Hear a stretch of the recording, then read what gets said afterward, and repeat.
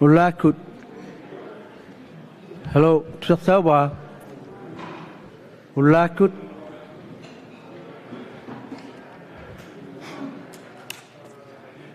Pigia pellegun naqsigata tabbungaqutigis mayattinnun tekwa tusaayuttaqareeliit tusaayittinnu channel 1 inutituuttangat channel 2 uiviittuuttaqqu qallunaatuortu qawilaunganakku. Yep, sorta.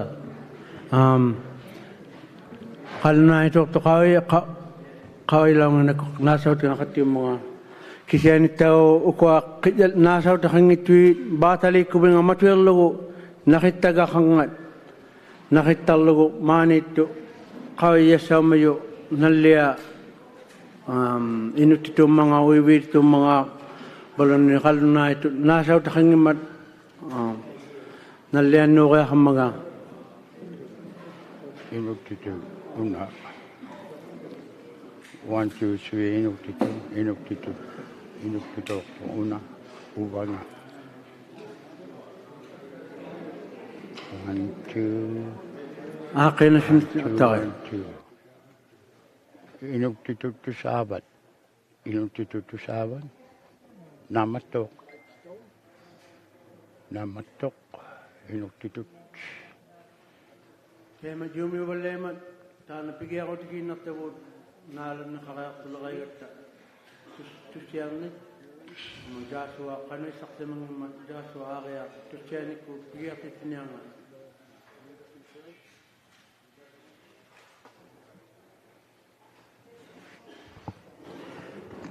Nikuvilutai, let us stand. Lagu tiada tawud mana katilum menyugut kuwesupud oka katigun nanatugud piun nanatugud lo atana tasiulok tigut siletun tilok tigut nunalu atok tau dengan piju tigil lugo amalu khoyale bugut hiliya simajugut nunabu tana atok tau yuksau dengan piju tigil lugo atana tasiulok tigut ismak sasutya unakulluta amalu ismak sasutya unanarata qimak simajabut atana parikit seputikit kanungit yahulugit ang tinitut tuksatulo atana takwa sibulak tiyut pilotamik siwatamik nartiaw nakulluta tiliyaw simanagayatini lukayo si tiyaw nakulluta tuksatugut kamatya unakulluta nunagayatini amalu avatitini tuksatugut tasiulak tigut jisum Christus atingani. Amen. Amen.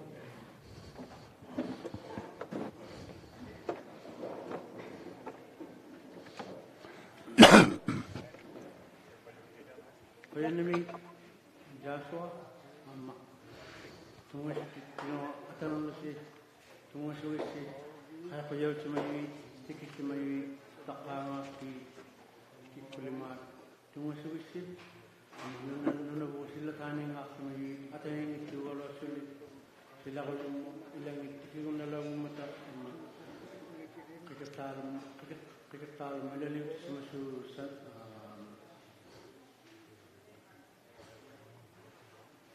sana kilwa tama taw sila ko yung mutisiguro na lang mo sa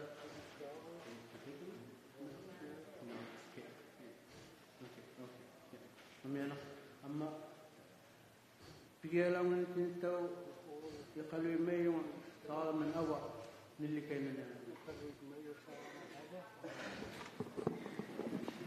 Tuaksa yuksabu kuya na may iksabotak kuya ni may gumavukata kwa nuna wo mipangnay katimayingit amurta wak ko ekana yaktingin watin itunga suktitiningin yun kuya sa punga kikak to yareksa nuna ripo yakuni kumana yakalun narakitin yakakidyo kuya kamana tusi ila siya nakto diwasi kama yaktakutawi simaysi tamawa kigakto yaktakusi nuna disino tunga sa ko yung makikpunga sa bunga yakalunod inakawasi kamani lalo na nito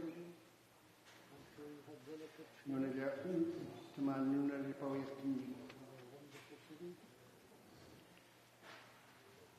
pero shukunga pilera ya katimana me ikayok nya mat nakiksuin na me nuna me atong na kini kingwa sa tin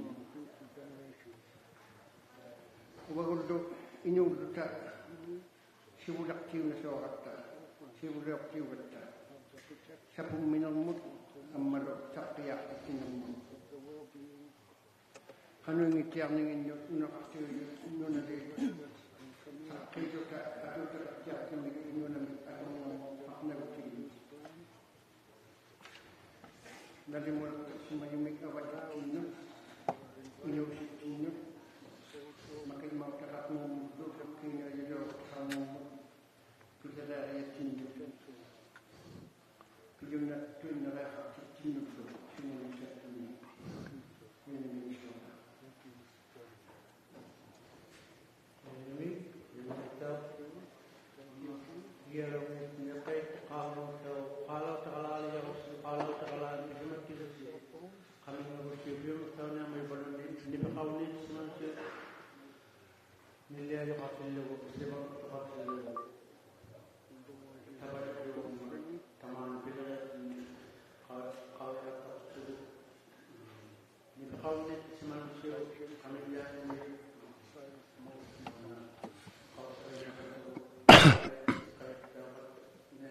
kahit dapat tenong na mga sa tasin bigyan lang ni Tan share ang pagkalan ng bilyakan niya.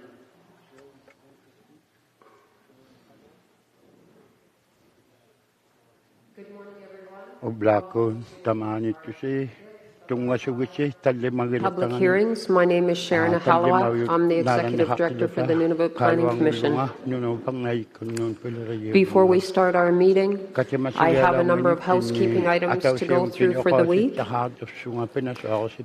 First of all, we'll be starting our meetings at 9 a.m. every morning and going to 11:45, breaking for lunch, coming back at 1:15 to 4:30, and the chair will determine each day whether or not we'll be doing an evening session.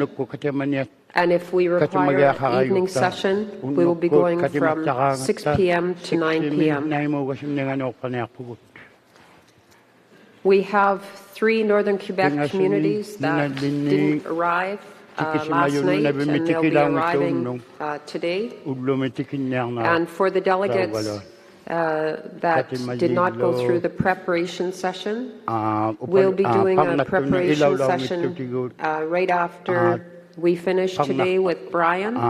So if you did not do the preparation session in your community about the public hearing, then we'd ask you to stay and see Brian afterwards.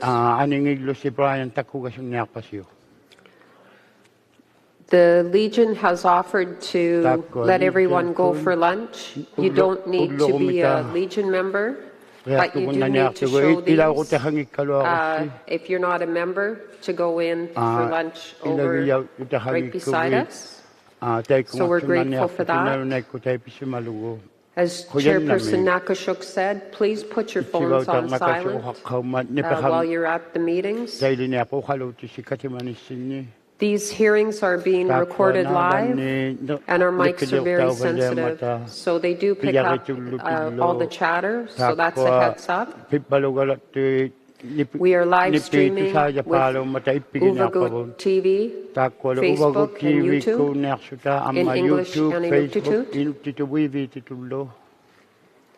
We will be taking 2 15-minute breaks, one in the morning, one in the afternoon, and it'll be as close to 10:15, 10:30, and between 2:30, 3 o'clock, depending on where we're at with the presentation.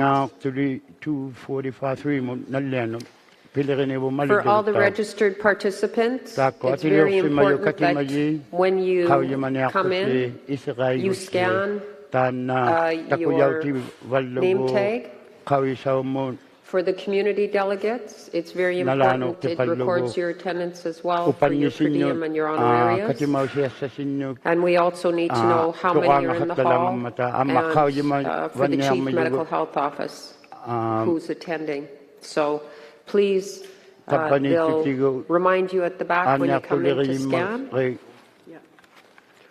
And please do not take these out of the hall. And when you go out for a smoke or health break, or you're leaving, please leave the headsets in the hall.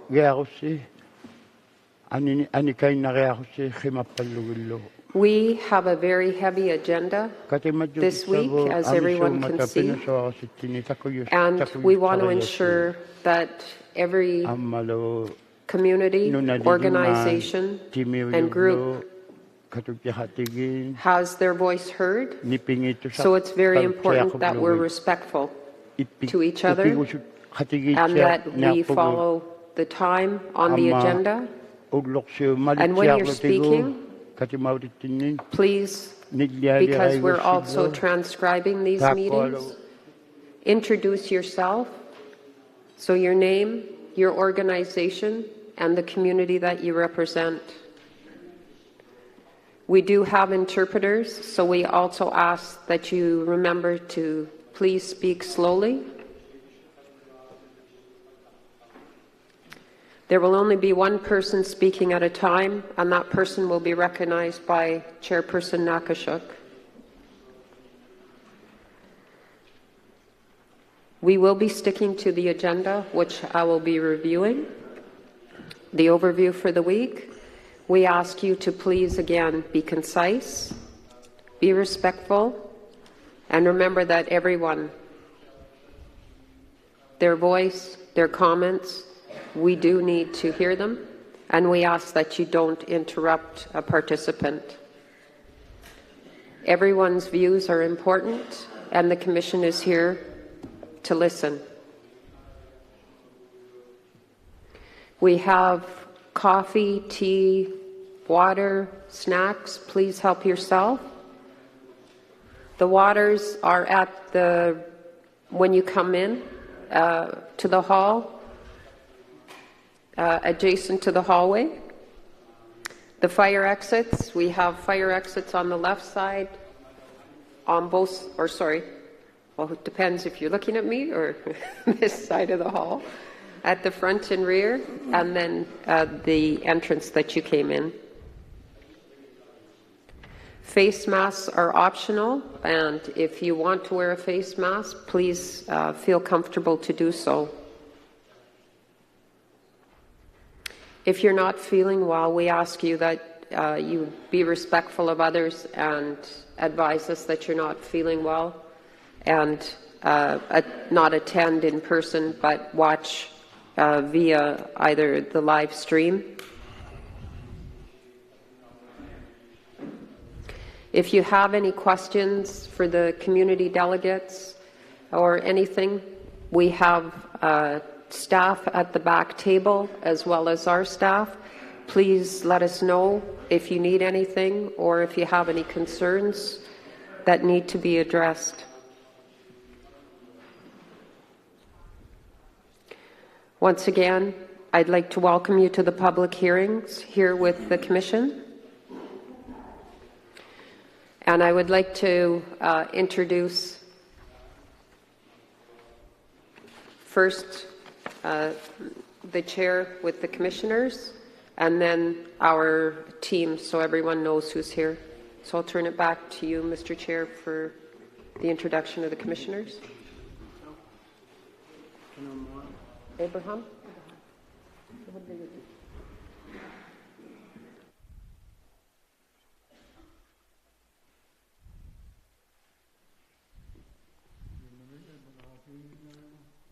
Abraham. I'm a commissioner. I'm also an elder on the commission. Joshua Arek, commissioner. Good morning. Welcome. Patricia Inopik from Well Cove. I'm a commissioner. Lakut wa Andrew nakasuk isivoto yung takuno no panay the chairman. Good morning, Sean Lester, Vice Chair. Good morning, Dorothy Gibbons. Good morning, Dorothy Gibbons, Commissioner.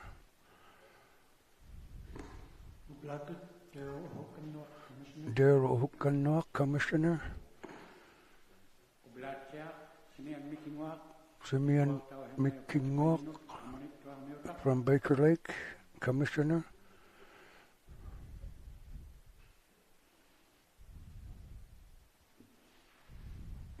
Charlie Anga, Nunavik. I represent Makivik. I'm from Kangaksuk. Welcome, everyone. Thank you, Mr. Chair. Sharon Halawak, Executive Director of the Nunavut Planning Commission. I am going to introduce the Commission staff and support staff. I'll just ask the staff to stand as I call your name, please. Brian Iqaluit is our Director of Community Engagement and Translations. Jonathan Halawak, Assistant Executive Director and Manager of IT. And he's getting more headsets right now, so he's not currently in the hall. Jonathan Savoy, Director of Policy and Planning. Goom Shalong, our Manager of Planning and Implementation. Solomon Amano, Senior Planner. Adrian Gerhardt, Planner GIS. Technician, Adrian is our map expert, and the maps that you see around the hall are a product of his work. Tommy Alajut. Tommy is interpreter, translator, mapper, and he's in the booth with his hand up. Annie Oli. Annie is interpreter, translator, and Annie is also a mapper. Maxence Gelin, French interpreter. Natalie Labassois, French translator. Naudla Cully. Naud is our executive assistant, office administrator. Alan Blair, our legal counsel. David Livingstone, external advisor. Jazz Akins, our stenographer. And I'd like to recognize the local support team. Lena Evik at the back, and supporting us with Lena is Kevin Kulialiuk, Darren Ariak, and Brad, I'm going to do my best on this last name, Alatuk.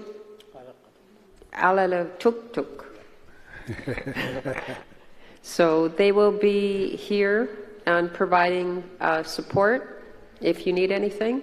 Then we'd also like to recognize our audio, which is Willie Persault. Oh, Chris stood up for Willie. Chris and Beth Gorm.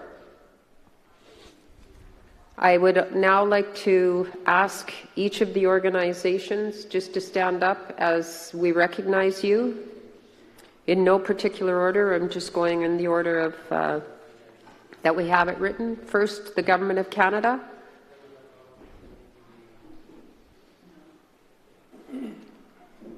The Government of Nunavut. Nunavut Tungavik. Makivik Corporation. Kikitani Inuit Association. Kikitalik Wildlife Board. Nunavut Water Board. Nunavut Marine Council. Hey. The Nunavut Marine Region Planning Commission. The City of Iqaluit.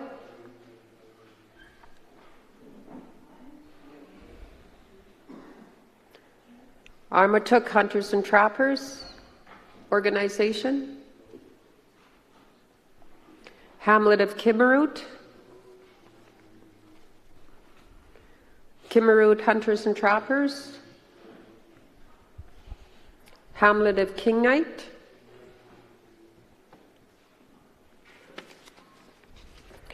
Iqaluit Hunters and Trappers, Hamlet of Iqaluit,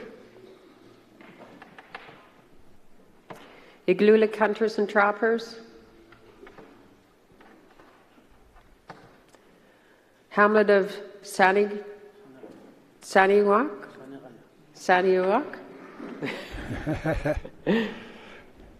Manirayak. and Saniwak Hunters and Trappers, Hamlet of Kikatarjuak, Kikatarjuak Hunters and Trappers, Hamlet of Pang, Pangertung Hunters and Trappers,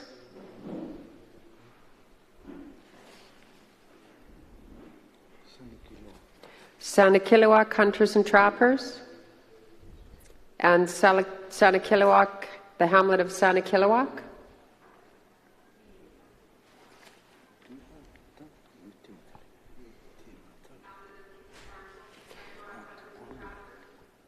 I don't think so. Hamlet of Poverangtung, Hamlet of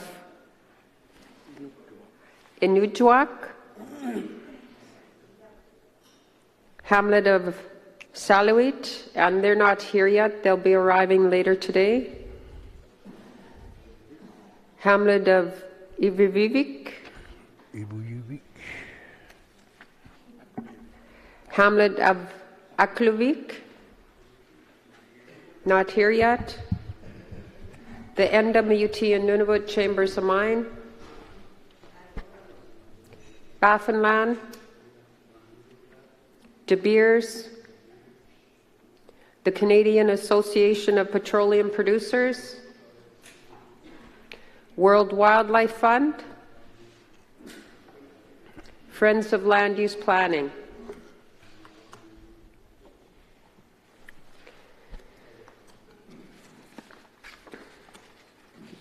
I'm now just going to do an overview of the agenda so everyone knows how the week is going to unfold.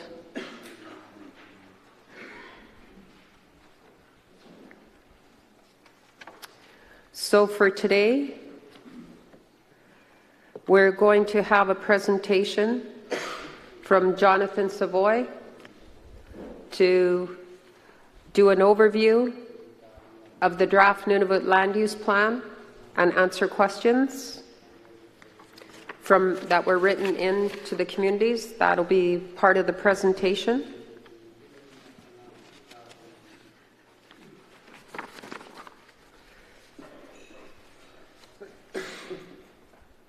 For tomorrow, we will be starting with the City of Iqaluit as the first presenter, working through the agenda. And should we finish the presentation today, it all depends on the number of questions that participants have.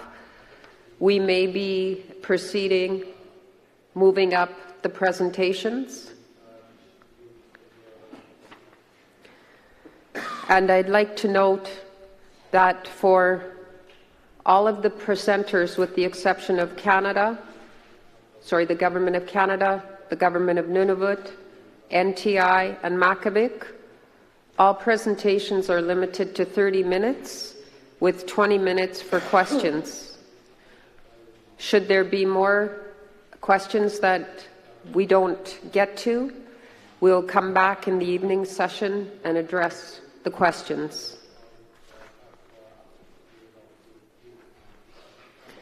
For the signatory parties, their presentations will be 60 minutes with 30 minutes for allowance for question period.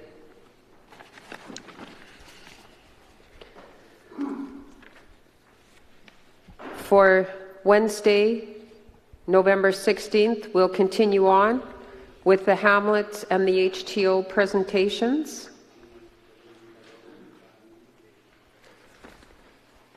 As such, for Thursday, with Northern Quebec,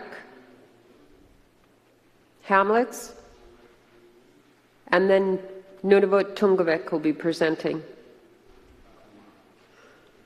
On Friday, we will be starting with the Kikitani Inuit Association and concluding with the World Wildlife Fund, as outlined in the agenda. And on day 6, starting with the Nunavut Marine Council,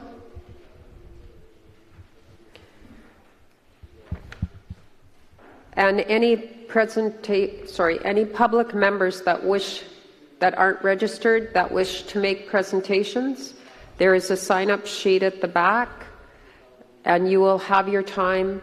You'll be allowed to make a presentation and do comments. We will be doing closing remarks, which the signatory parties, including Makabik, will have 15 minutes, and then each community and HTO will have 3 minutes, and all registered participants.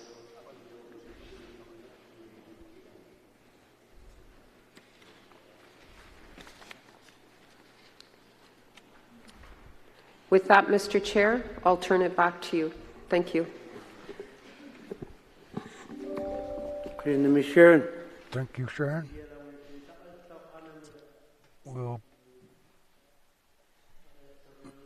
We'll have a film presentation.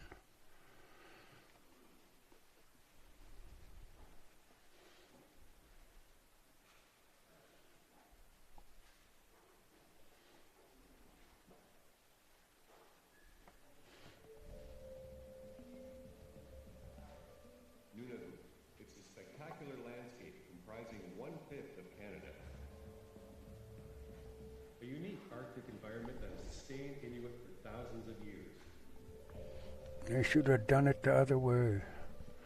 English subtitles.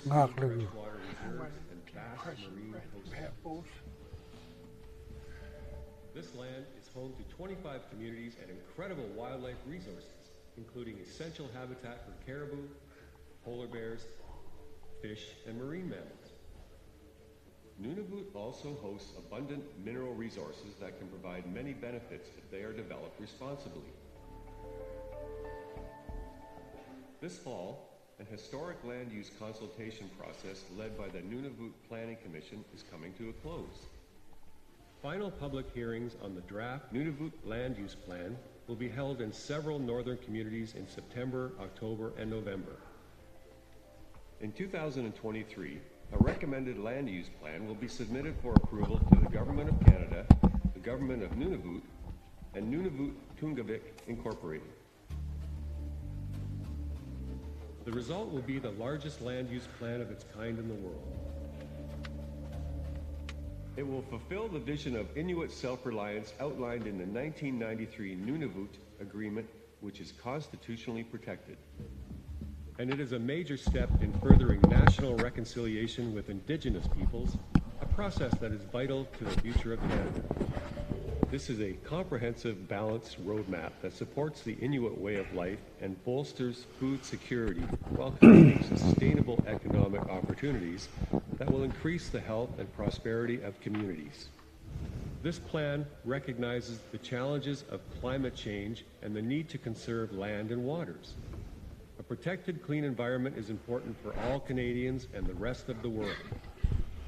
This plan also recognizes the enormous contribution that responsible resource development could make to the Canadian economy and a world grappling with resource shortages. The implications are far-reaching for Nunavut Canadians and the world as we face critical environmental and economic challenges together to sustain future generations. To find out more, please go to the Nunavut Planning Commission website at www.nunavut.ca.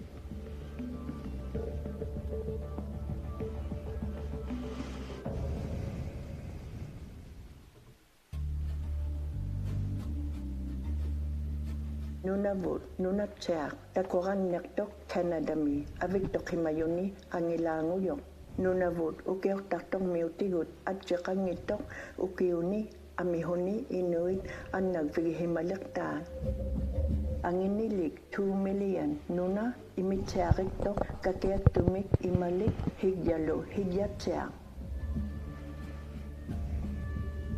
Nunavut, avati, talimaniglo, nunatalik, niyang yutid, amigang nito, tuktokat seaksoni, nanulik, Iqaluit, amma, puyid, atuinaw yut. Nunavut, ahingit, nik, erok paliangit, do, pekaribut, uyakat kanik, havik ka, kayak kaning nunavum miut, ivalianikut, ikayo, nekarayaktut, kamatsialuni, nuna, pilerik biuna yakpat. Ukiyo nuna akikong niya, nunavut pang niya yikut akikugawyok, ihulit paliaman. Kingulak pang mi, nuna atong niriniak tanga, nalagaw niya lakmat, nunavut, nunangita, ilangat ni tagvani, September, October, amma November. Uvani 2023 mi, nuna akikong niya, atulakuyawyok, tuniyaw niya lakmat, ukununga, ang igaw kublugo, Gavamatokat kutnut, nunavut gavamait nut, amma nunavut tungavik kutnut. Una, hakin niya, nuna akikong niya, nunak yuami ang ilangunyak tok. Inuit at kumalaw tanga hakin niya, teka ni 1993 mi, nunavut mi ang irutid, at iliyugaw law tiluit, at iliyong nikut, Canada maligak yuangan ni, ilaw liak mata. Pigaruti magid ikayong nekang niya to Canada mi. Nung nakakatut mami paliati luwit Canada mi amma ilaw siya niya leksuti Canada mi.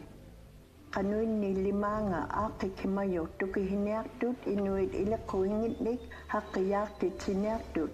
Nakikatsiyang nagmid amalo pivalianikut ikayong niya nunalid inuhek pivalian niya lakmata. Una akikimayok nuna atong riniaga ujengak tunyak tok hilab ahingok palianingani kamatsyang nikut abatimi imang mik amman nunaw akik palianingano. Dana nuna akikong niya ikayong nekang niyak tok havigaya kanakinak tinut pivalianikut Canadamot amma nunang yuap hunatuinang ni amigak palialak tiluwo. Pivalia yut ikayong nili nunavum miunut Canada miunut amma hilag yuang miunut unatuined hokok palia lektilugit avati amma pivaliani na matyakublugit hivupmon. Ikyak kivit ko tukihigyak vinganut. Nunavupang nayikut takunyak ped uvani.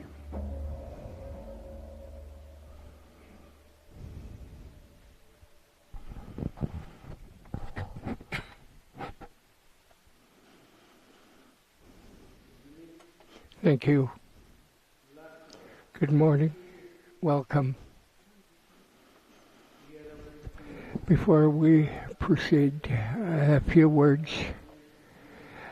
What the proceedings will be in the next few days. Each of you will be given time to do your presentation. We as a commission are here to listen to your concerns. We have a busy week ahead of us.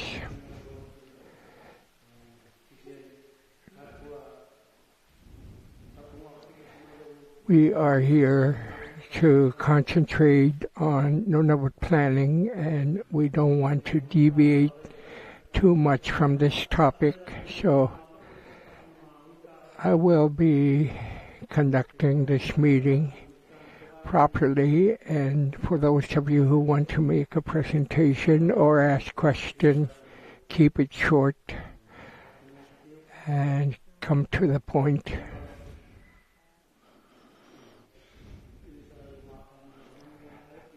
I would like to recognize Aluki, Chairperson of NTI. I would like to recognize her for being here. Welcome, Aluki.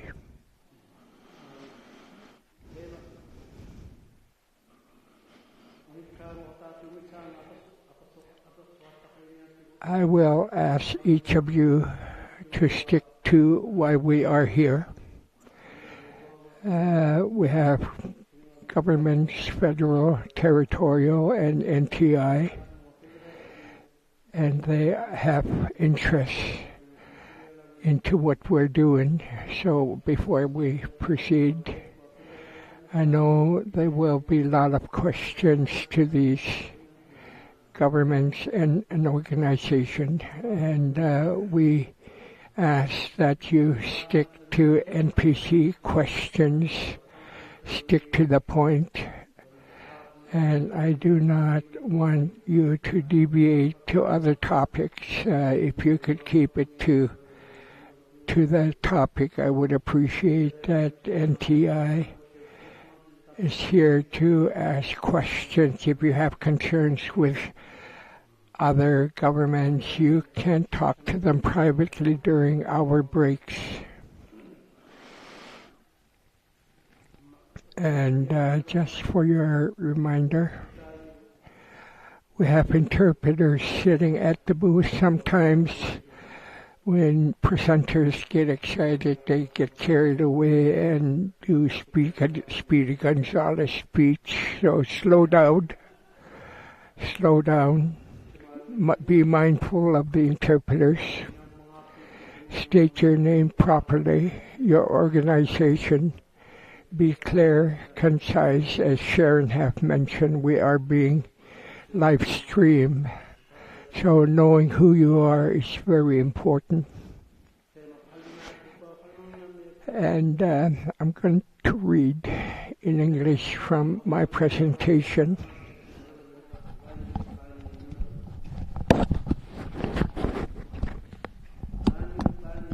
Understanding the integrated environmental, economic, and socio-cultural context within which a plan is to be developed.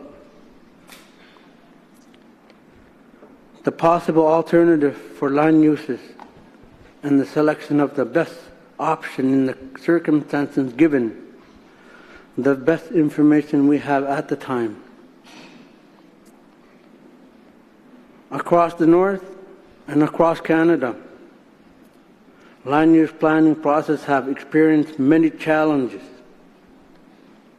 Those challenges are often due to diverse interests and a range of environmental, economic, and social conditions.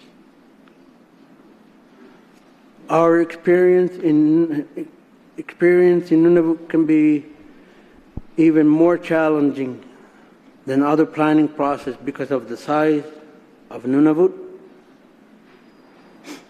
the varied interests, often from region to region as well as within region.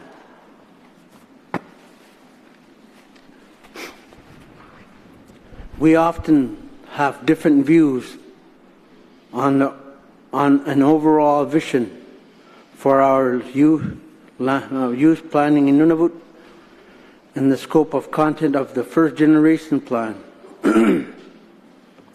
as well as disagreement over the necessary resources for planning and how hearings should be conducted.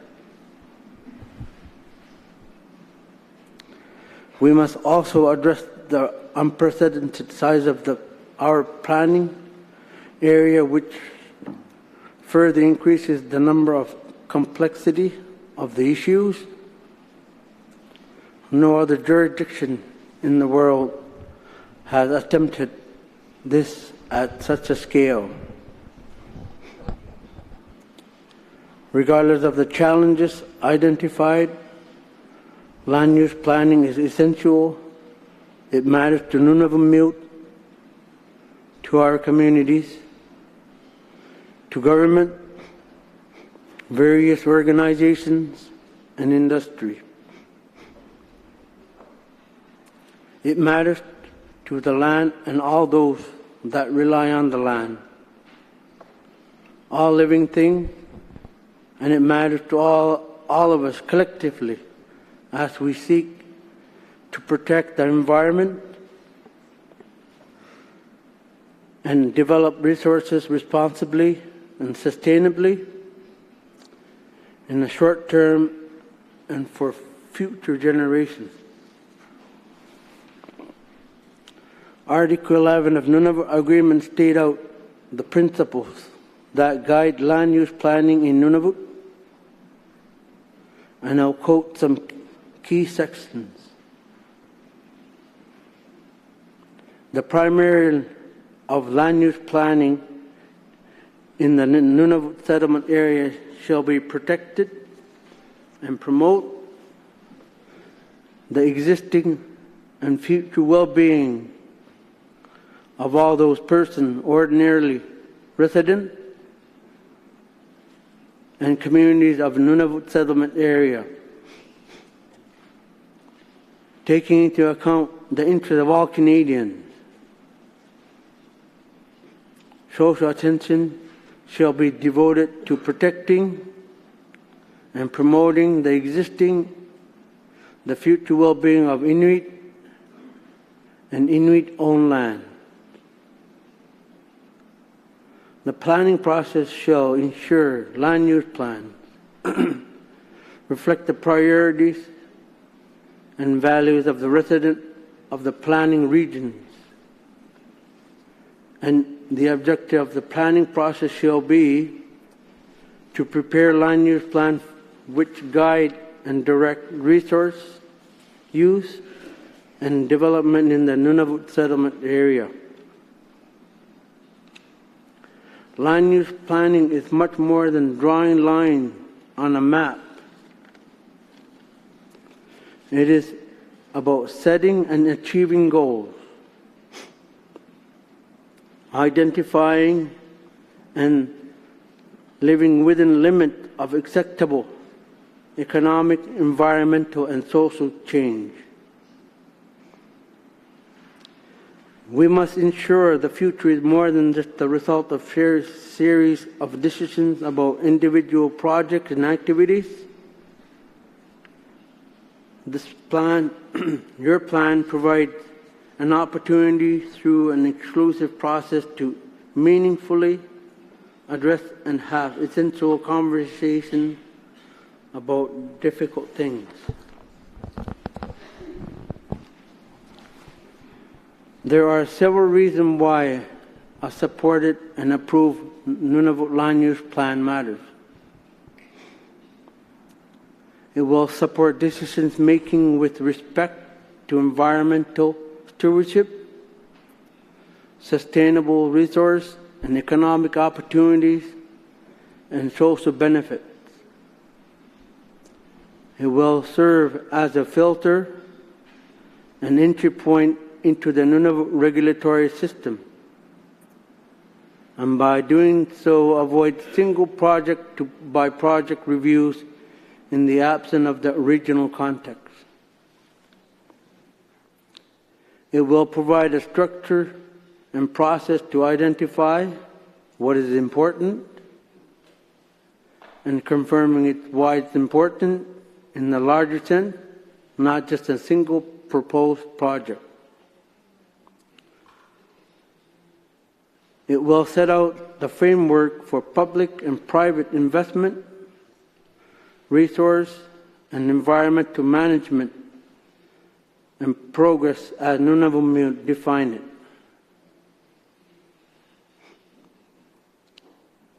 Planning needs to be understood as a continual process that has to be monitored and reconsidered over time as circumstances, need and opportunity change, and when new information becomes available. There is no magic formula for creating a land use plan. It is always a question of achieving an acceptable balance among differing views, values, and visions. Understanding and knowing comes in different forms. Both Inuit Iqaluit and Western science acknowledge the importance of experience, wise judgment, and intuition. Compromise by all parties is essential. No one party will get everything it wants, but parties should achieve enough to be satisfied with the outcome.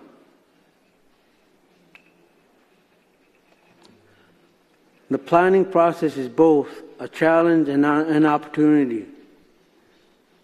We are challenged to see to understand different views, values, and priorities from all perspectives.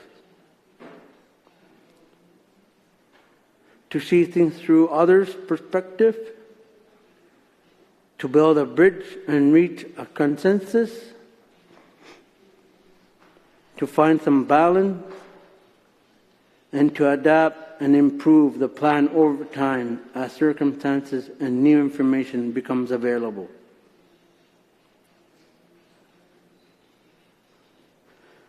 The Nunavut Planning Commission decision-making framework presented in the 2021 draft plan and the option and recommendation document is disciplined and transparent. The process is framed by considering options and trade-offs. Final decision-making relies on the combination of information, values, experience, and professional judgment.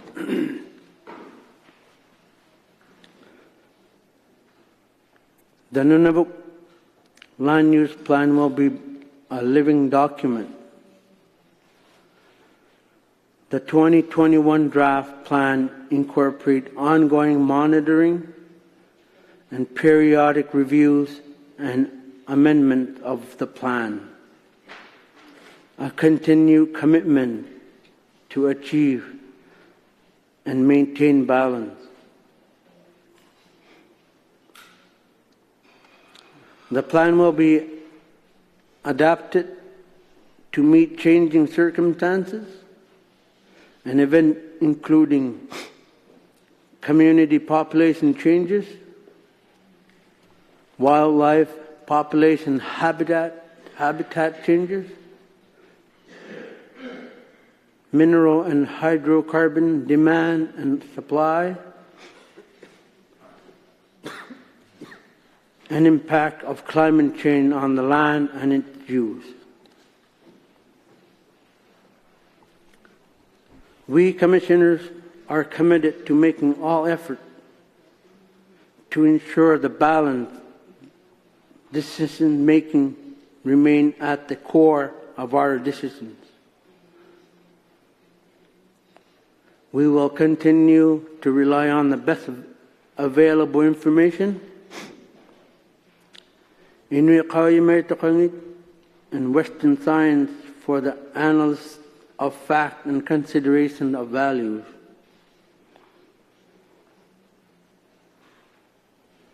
The last 15 years of plan development have consumed resources and placed demand on the communities, regional organizations, and other planning partners. Now is the time for our collective effort to come together and complete Nunavut Land Use Plan.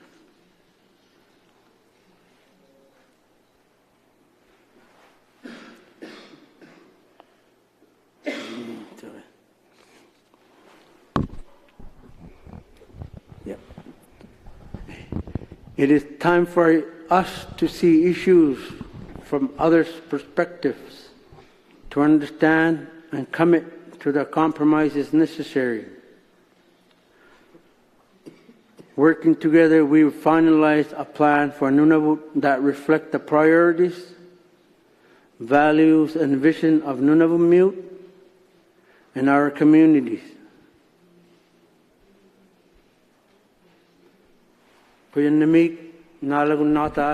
Thank you. Before we proceed, we're taking a 15-minute break.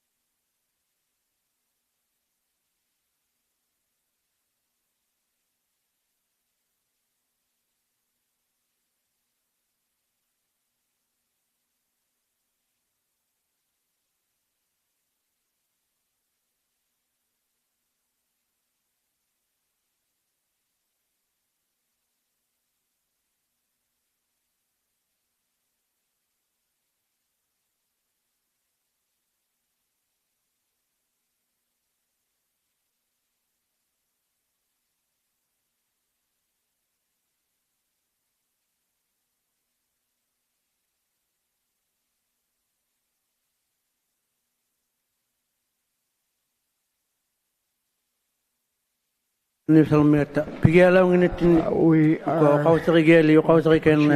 just short announcement. We forgot some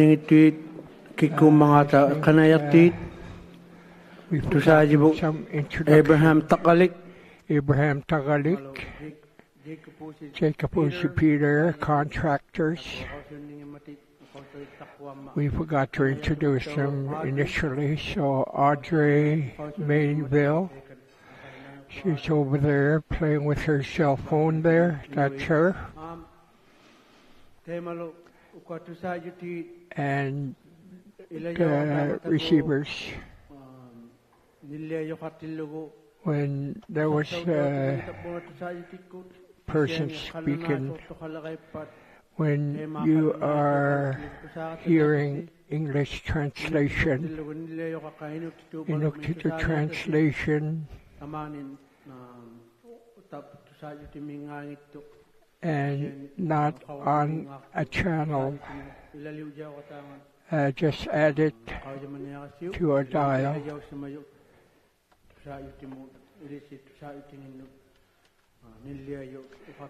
And you can hear other language as well.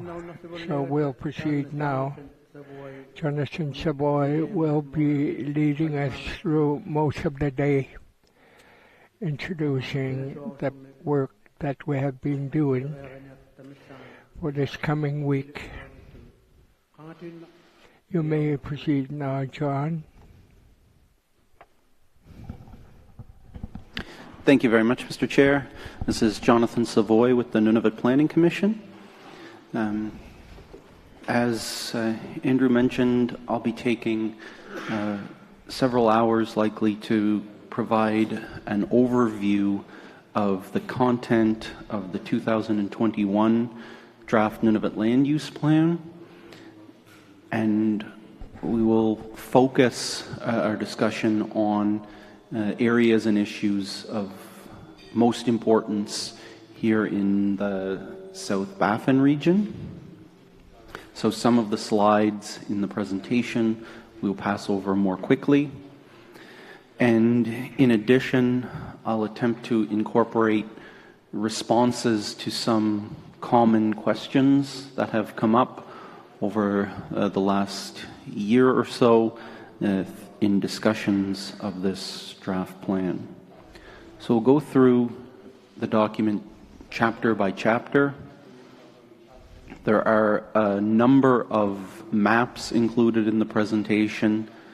We do understand that the scale is often not great for seeing the details of these mapped areas. But I do encourage participants here today to review the larger format maps that are on the wall at the back of the community hall here today. So to start off, just a bit of background. The Nunavut Planning Commission is, of course, an institution of public government established in 1993 under the Nunavut Agreement. The Planning Commission has the responsibility to develop, implement, and monitor land use plans that are intended to guide and direct resource use and development in the Nunavut settlement area. The Planning Commission is the entry point into Nunavut's regulatory system.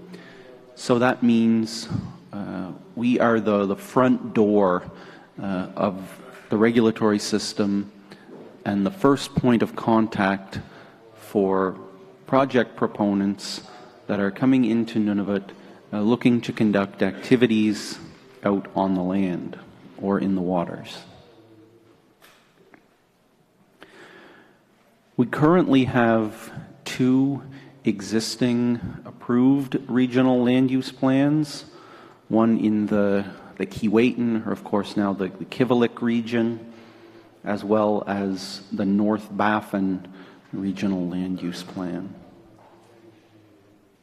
It's important to note that these land use plans were originally prepared in the 1980s and approved in the early 1990s.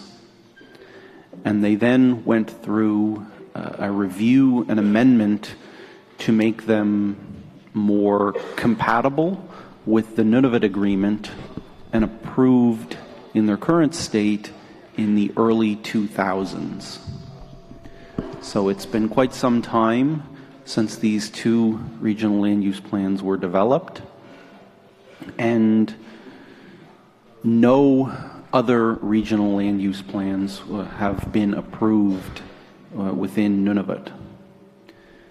So the Nunavut land use plan, once approved, will replace these two existing regional land use plans and cover the remainder of Nunavut, including here in the South Baffin, for the very first time.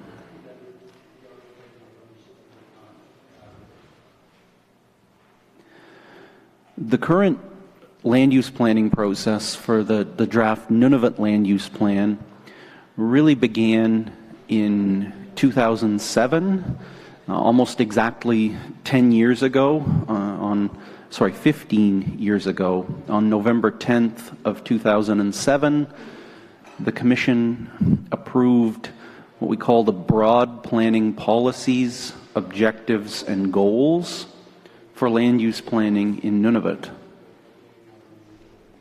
This document was prepared in close collaboration with the Government of Canada, the Government of Nunavut, as well as Nunavut Tungavik Incorporated. This is a requirement of the Nunavut Agreement that sets the foundation or the framework for how land use planning in Nunavut is to occur.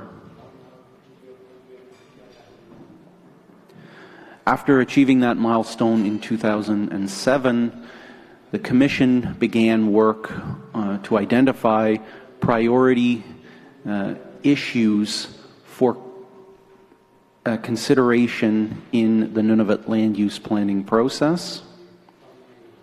And that work led to a first draft plan being released in 2012, and then further draft plans being released in 2014, 2016, and most recently in July of 2021. At every step of this process, the Commission has consulted broadly with communities as well as other interested participants through community workshops, technical meetings, attendance at different forums, as well as through written consultations.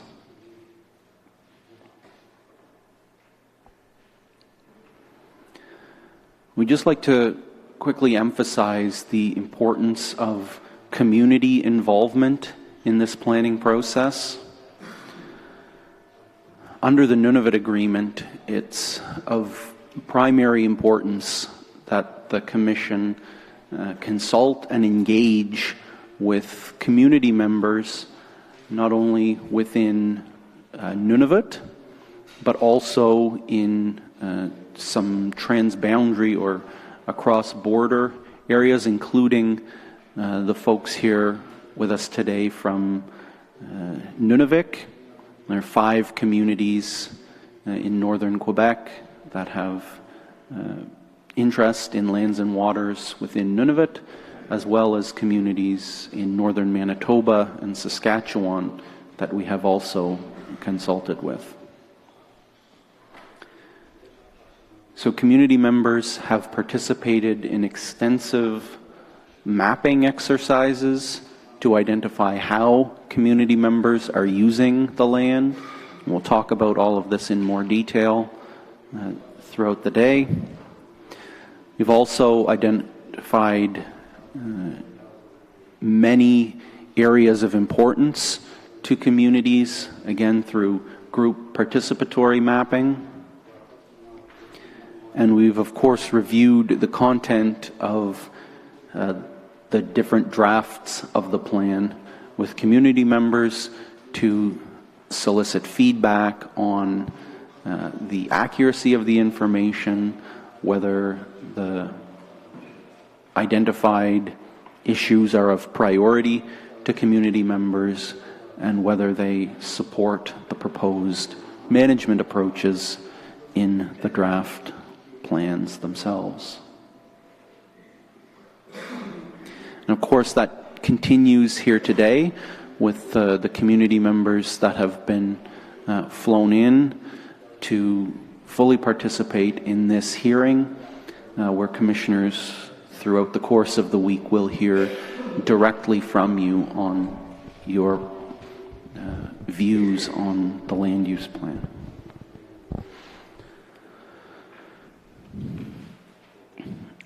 Another bit of background we want to note is that the land use plan itself, which we do have some copies available and they've been, of course, mailed to each community, is a relatively short document, but it is supported by a much longer options and recommendations document, which is not part of the formal land use plan, but provides background and detail on what information was considered by commissioners in the preparation of the 2021 draft plan, and the rationale or the reasoning behind the recommended decisions that are included in the land use plan itself. So over the last 15 years, there's been a great deal of information collected, a lot of different perspectives from different participants have been received by the Commission, and this is all compiled, analyzed, and presented in a consistent and transparent manner within the options and recommendations document. For the 2021 version of this background document, the Commission undertook a significant overhaul or revision to the options and recommendations document in response to concerns from participants that it was not sufficiently detailed or transparent.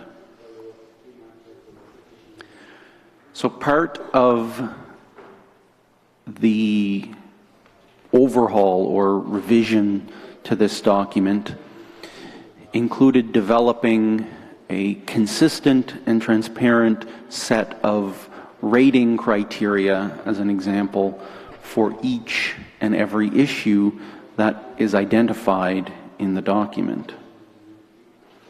And I just want to briefly outline the criteria that were used and how they were used to inform different decisions within the land use plan itself. The first consideration that was made was to the overall importance of a given issue. So we've been using the example that through the planning process, many participants identified the importance, for example, of caribou to people of Nunavut and as well as in other jurisdictions. It was clear that that was a very important issue for the land use plan to address. In comparison to that, there was relatively little call from participants to have the land use plan address muskox habitat. So this is not to say that muskox are not important to the people of Nunavut, but it was of less importance than caribou, just as an example. So for each issue, that factor was considered. The next criteria was on defining geographic boundaries. and how confident the Commission was within those boundaries. So in some cases, the boundary can be very precisely known. So the example of a community drinking water supply, watershed, it's based on topography, and that can be measured with relatively high precision. Whereas other areas, including migratory wildlife habitat that can move over time, may be less certain. So that was considered, again, for each and every issue. The next criteria was the environmental and cultural importance of the issue. So in the first example, I noted that caribou was broadly identified as being of great importance to the planning process. Within the third criteria, we're then able to distinguish between different types of caribou habitat, for example. So the Commission heard clearly that caribou calving areas were of very high importance. And perhaps other areas, including fall habitat or rutting areas, were somewhat less important than caribou calving areas or freshwater crossings, as an example. In addition, under number 4, the Commission also considered the non-renewable resource, transportation, and linear infrastructure potential. So if we've identified these areas as having great environmental and cultural importance, is also needed to be considered what other values may be within these areas. So things like mineral potential was considered for each and every area, as well as the potential for transportation. So that could include on-land transportation or marine transportation. The fifth factor was the sensitivity to impacts. So all of these areas have some sensitivity to impacts from human use, other types of land uses that the land use plan would manage. So this allowed the Commission to distinguish between things like walrus haulouts, where the Commission heard very clearly that these areas are extremely sensitive to disturbance, and walrus are very vulnerable to things like stampedes if disturbed on their haulouts. Again, this could be contrasted to things like walrus feeding areas where they may be less sensitive to disturbance. And finally, number 6, the Commission also considered what other regulatory tools are currently being used to manage a given issue. So the land use plan is not intended to duplicate management that other agencies are already providing. A good example is the issue of ballast water. So ships that enter Nunavut come in with ballast water within their hulls, and through existing regulations and international obligations, there are areas where ballast water needs to be exchanged based on federal and international regulation. So when that issue was raised in the Nunavut planning process, it was determined that the land use plan would not need to identify things like ballast water exchange zones because it was already being addressed. Of course, there are many other issues where there is not currently as robust a system in place, and these are the areas where the Nunavut Land Use Plan is able to provide the most value. So we just wanted to spend some time here today to provide an overview of the approach that was taken by commissioners when making the decisions in the current draft land use plan, only to emphasize that all of this is available in the options and recommendations document. The Commission is very open to comment and feedback on this approach, but we recognize that it is beyond the scope of most participants to review all of this information in detail. But we just wanted to provide an overview to note that it does exist, and if you are interested in more detail on a specific issue, it can be found in that options and recommendations document. So for now, we'll move that aside and focus on the land use plan itself.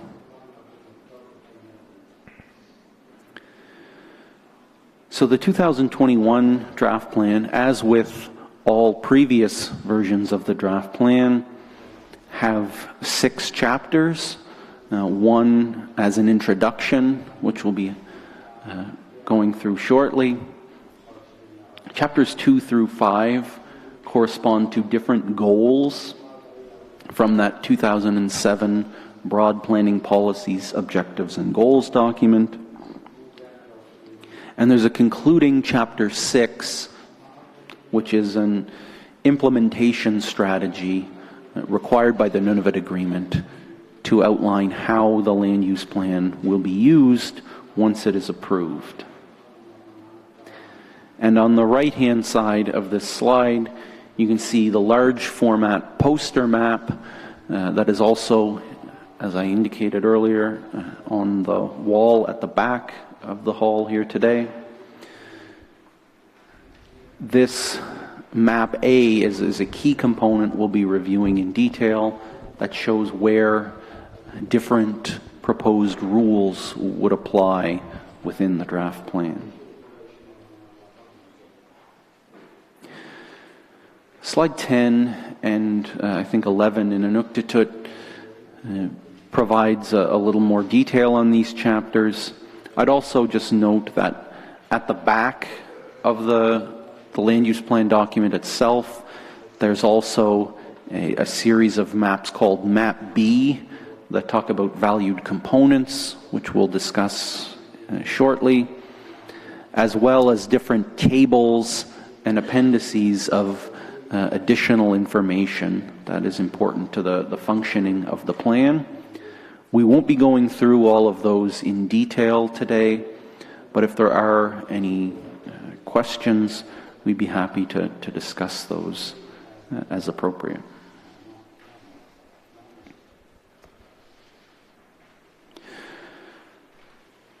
So Chapter 1, as I mentioned, serves as an introduction to the land use plan.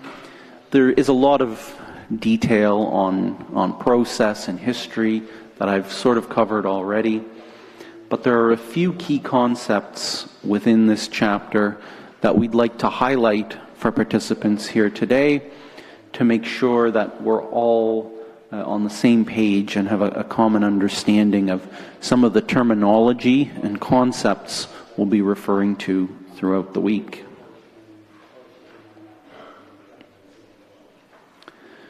We'd first like to emphasize the jurisdiction of the Nunavut Planning Commission and the Nunavut Land Use Plan.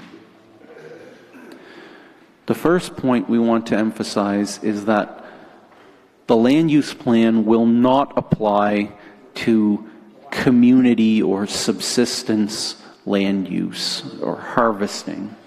So as community members, none of the proposed rules or plan requirements, as we say, would apply to your use of the land, waters, harvesting activities, camping, things like that. These plan requirements are meant to guide how others use your land. So things like mineral exploration or tourism activities, whether that's a lodge or a cruise ship, would need to follow the requirements of this land use plan. Also things like scientific research that may be going on, or different military exercises and training activities, again, would need to follow these requirements, but not community members conducting traditional activities.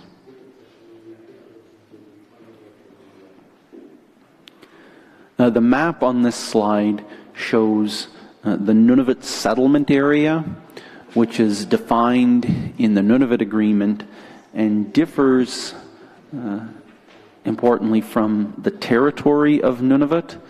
So the area highlighted on this map represents the Nunavut settlement area where the Commission has jurisdiction. You'll note that it does not include all of Canada's waters within Baffin Bay, for example, out to the border with Greenland. But within Baffin Bay, there's a dark blue shaded area known as the Outer Landfast Ice Zone, also defined in the Nunavut Agreement. And the Commission's jurisdiction is extended a little bit within this area. In addition, you'll note that it does not include large portions of Hudson Bay and Hudson Strait. Again, these are territorial waters, but not within the Nunavut settlement area itself.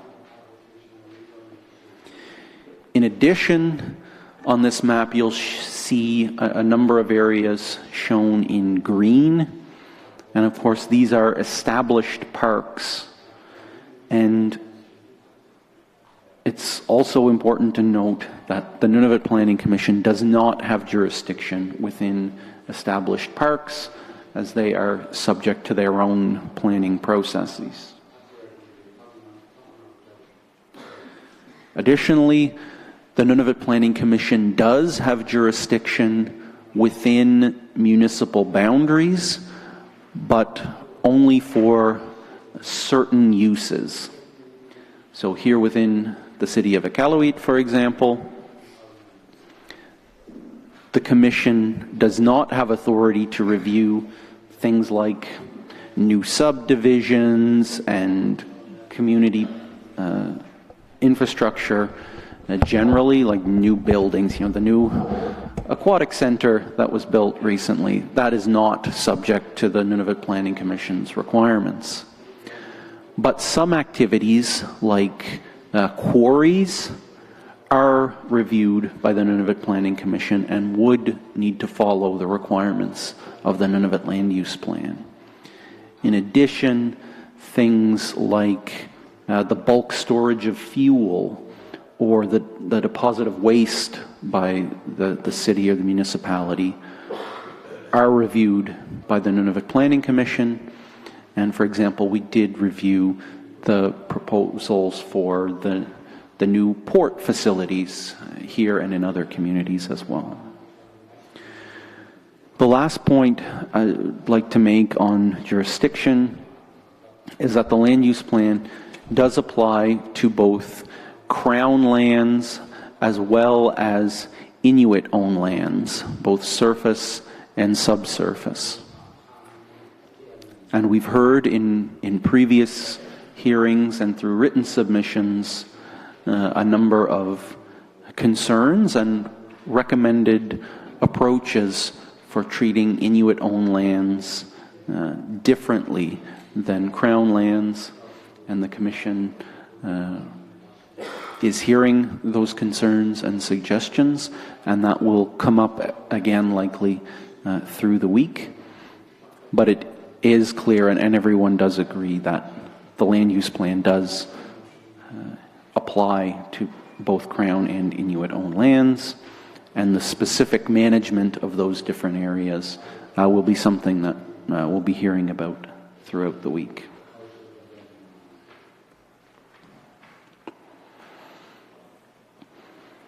As I mentioned earlier, Map A identifies what we call land use designations, and we'll be talking about that terminology again here in a few minutes.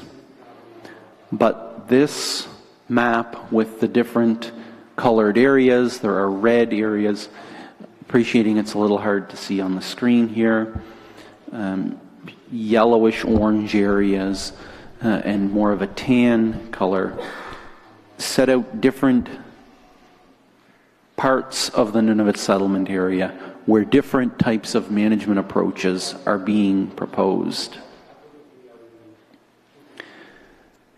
In this version of the draft plan, because there are so many different types of areas being identified, the Commission made the choice to split this map A, that we'll spend so much time talking about, into 3 different maps themselves.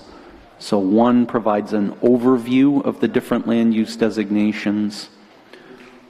Map A2 provides an overview of just limited use designations, and map A3 highlights the conditional use areas.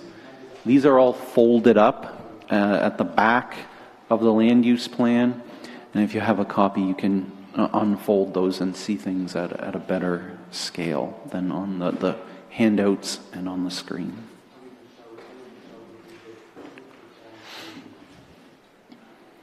There are 3 different types of land use designations included in the draft Nunavut Land Use Plan.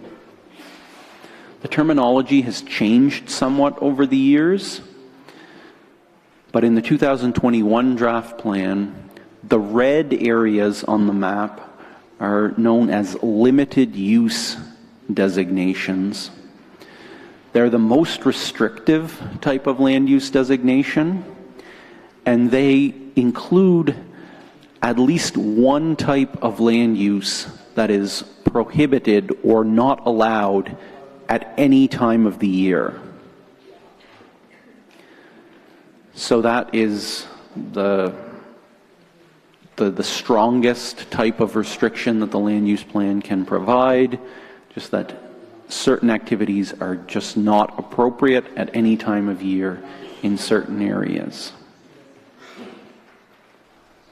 There can also be other types of plan requirements in these areas, but if it's a red limited use area, then there is a prohibition or a restriction on certain activities. The second type of land use designation is known as conditional use areas. These areas provide a more flexible management approach, and they include plan requirements such as seasonal restrictions. So rather than having a restriction apply all year round, it would just be for a portion of the year. Or things like setback requirements. So setback is just a minimum distance that a land user would need to stay away from an important feature. So we have things like walrus haulouts or migratory bird colonies where the plan can require users stay a certain distance away from a shoreline, for example. If there are those types of requirements for a given area, it is a conditional use area under the framework of this draft plan. The third type of land use designation is known as mixed use. And within these areas, all types of land use would be supported. So there are no prohibited uses that would apply year-round, as well as no other plan requirements such as those seasonal restrictions or setbacks.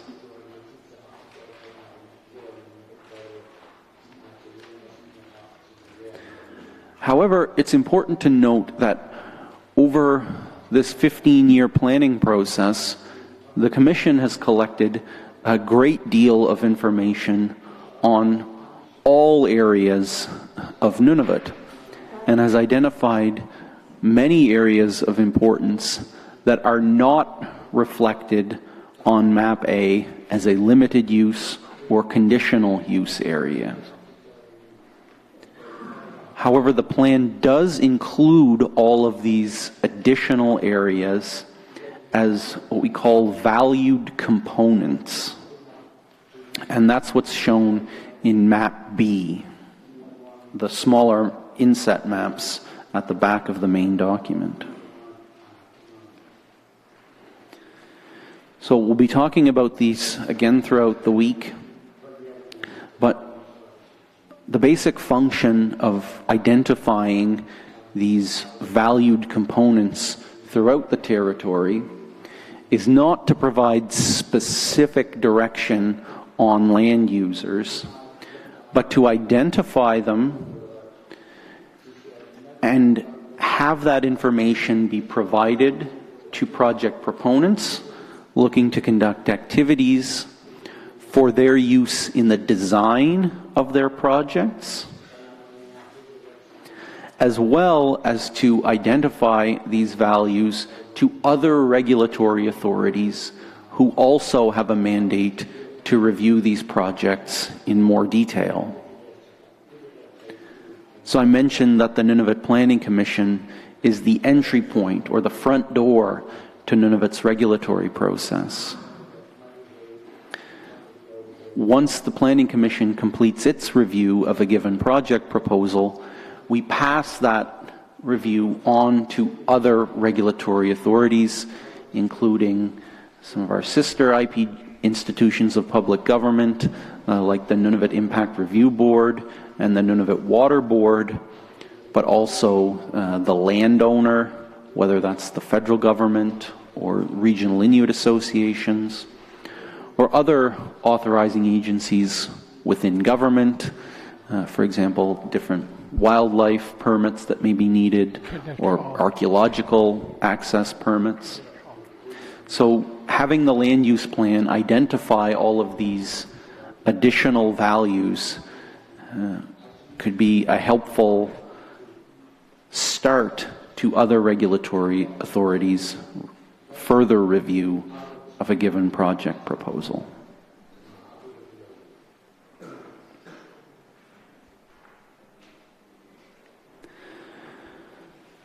So through the planning process, a number of participants have expressed interest in the percentage of which land use designation is applying across the whole territory or within certain areas.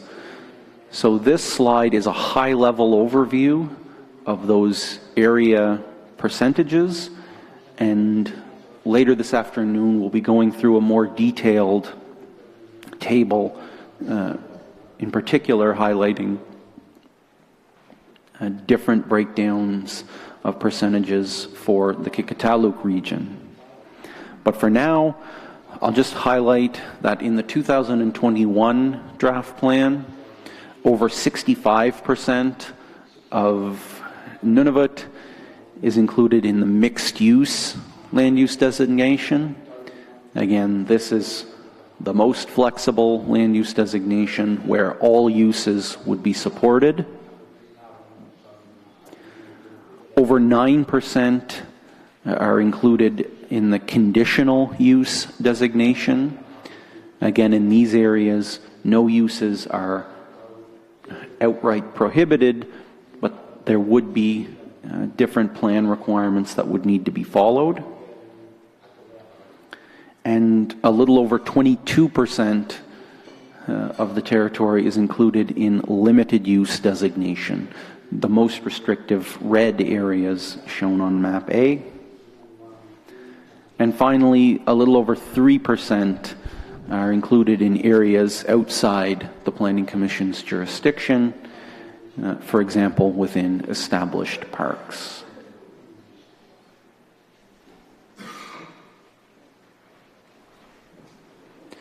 The final note from Chapter 1 is that I've mentioned several times the idea of seasonal restrictions being an important part of the land use plan, in particular in conditional use areas, as well as some limited use areas. We just wanted to note here that in Chapter 1, there's a framework for the Commission's reliance on the 6 traditional Inuit seasons that are more appropriate to the environment here in Nunavut for guiding these seasonal restrictions in the land use plan. And in addition, there's a table at the back of the land use plan that adjusts the calendar dates for each of these seasons for different areas of Nunavut. So we've used the example that freeze up would occur earlier in Grise Fjord than it would in Sanikiluaq, and those calendar dates appropriate to each of the 6 seasons are set out in a table at the back of the land use plan.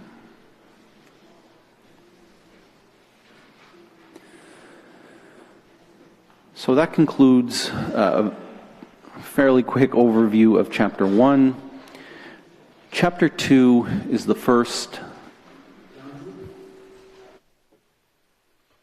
Before you go to the next chapter, we'll take a 10-minute break. Grab some coffee and tea. 10-minute break.